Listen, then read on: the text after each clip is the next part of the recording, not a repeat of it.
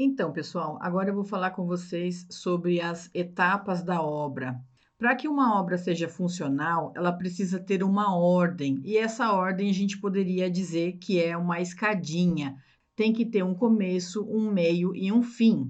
Então, a primeira coisa que vocês precisam fazer antes de pensar em obra é fazer um projeto, que a gente já falou sobre isso. Vai ser uma construção, vai ser uma reforma, vai ser uma demolição, vai ser uma ampliação, vai ser só um projeto de interiores. Então, você precisa ter um projeto. Depois do projeto, viria a parte de demolição. Isso no caso de uma reforma, né?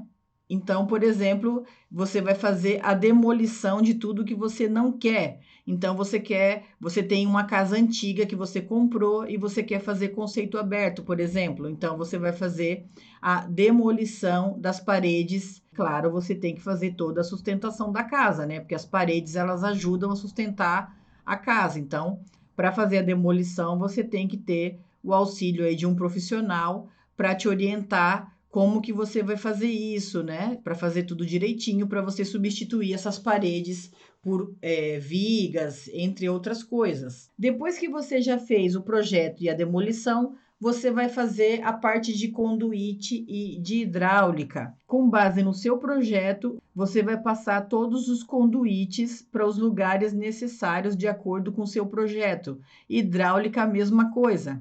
Não tenha, por exemplo, um ponto de lava-louça do lado da pia e você tem uma lava-louça, então você vai precisar puxar o ponto da pia para esse local onde vai ficar a lava-louça. Então, nessa hora que você vai fazer essa adequação aí de pontos de elétrica e hidráulica.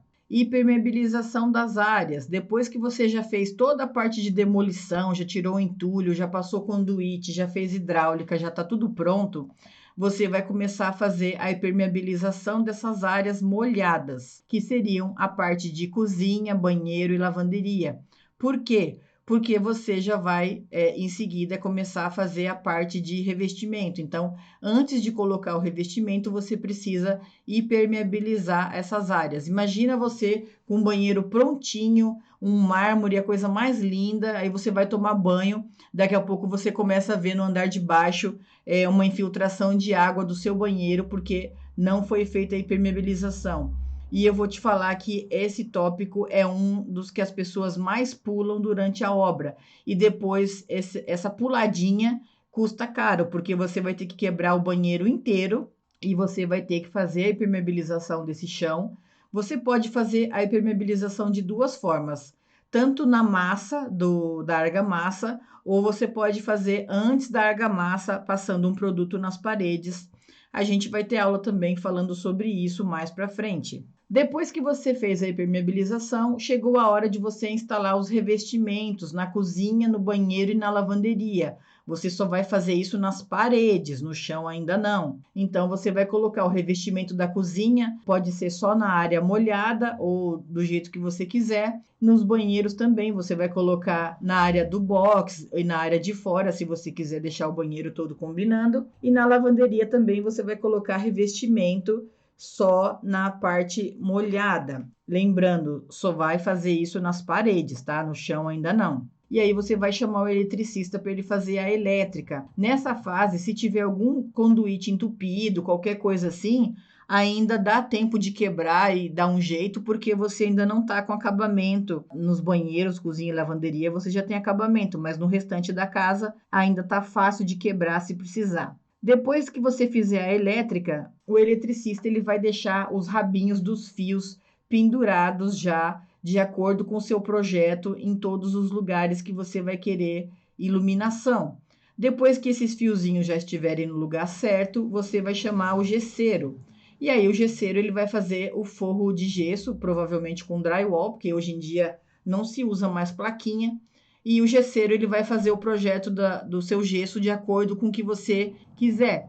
Depois do gesso, você vai começar a instalar os pisos. Por que você tem que colocar os pisos depois do gesso? Caso você nunca tenha feito gesso na sua vida, você vai descobrir. E tem gente que descobre isso do pior jeito possível. O gesseiro, para ele fazer o gesso, ele vai ficar arrastando pela sua casa um cavalete de ferro muito pesado. Não adianta você querer colocar proteção no piso. Não adianta, gente. Pelo amor de Deus, não faça isso. Se vocês procurarem no YouTube o tanto de gente que colocou piso e depois chamou o gesseiro e o gesseiro acabou com o piso e teve que arrancar o piso do lugar inteiro, vocês não têm noção de como isso acontece, porque eles puxam o andaime sem dó mesmo. Então você só pode colocar os pisos, independente de qual for, depois que o gesseiro sair da obra. Depois você vai começar a chamar o pintor e você vai fazer a primeira demão de pintura. Então ele vai amaciar as paredes, vai dar massa corrida, vai corrigir as imperfeições e ele vai dar a primeira mão de pintura. Depois disso, você vai fazer os furos das iluminações. Lembra que o eletricista, ele deixou os rabichos para você? E ele já deve ter deixado o furo também. Então, você já pode começar a fazer as instalações das luminárias. Você ainda não vai encaixar elas no gesso, você só vai fazer a instalação e vai deixar elas penduradas no fio e coloca um saquinho na ponta para proteger, porque depois que for feita a pintura final, aí você instala as iluminações. Depois disso, você vai fazer a instalação dos armários. Tudo que for armário planejado, você vai fazer nessa hora. Então, a parte de sujeirada de gesso, de pintura, de argamassa, parte de pedreiro, nessa fase da obra já acabou. Então, depois que você limpar toda a casa, deixar tudo limpo, sem poeira, é importante isso, você vai fazer a instalação dos armários planejados. Depois que você instalar todos os armários da casa inteira, você vai chamar o marmorista e você vai colocar as pedras. Esse processo tem estado que é diferente. Tem gente que prefere colocar as pedras primeiro e depois instalar os armários. Aqui em São Paulo, o comum é a gente instalar primeiro os armários e depois as pedras. Isso porque os armários eles já vão servir de sustentação para as pedras. Então, você provavelmente não vai precisar colocar aquele ferro que fica segurando a pedra. Os armários eles já vão apoiar. A pedra ela vai ser apoiada na parede e nos armários. Então, eu acredito que o acabamento fique melhor. Eu gosto de fazer assim: primeiro armário, depois pedra. Depois disso, você vai instalar os pisos laminados ou vinílicos e as luminárias. Então, nessa fase da obra, você vai dar uma geral, vai dar uma limpeza, e aí você chama o rapaz para fazer o piso laminado ou vinílico, e você também já pode fazer a instalação das luminárias. As luminárias você também pode deixar para fazer depois da pintura definitiva. Tem gente que gosta de colocar antes, tem gente que gosta de colocar depois da pintura definitiva. Por quê? O pintor, não estou falando mal do pintor, mas às vezes, quando eles vão colocar as luminárias no lugar, como eles vão ter que apertar o forro de gesso, pode ser que ele esteja com a mão suja.